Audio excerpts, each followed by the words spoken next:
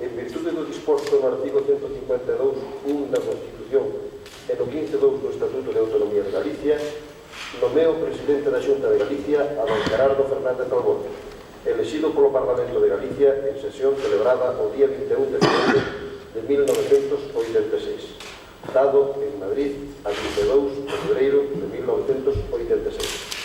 Juan Carlos Rey. Prego ao señor presidente proceda, se o ten a ben, prestar xuramento.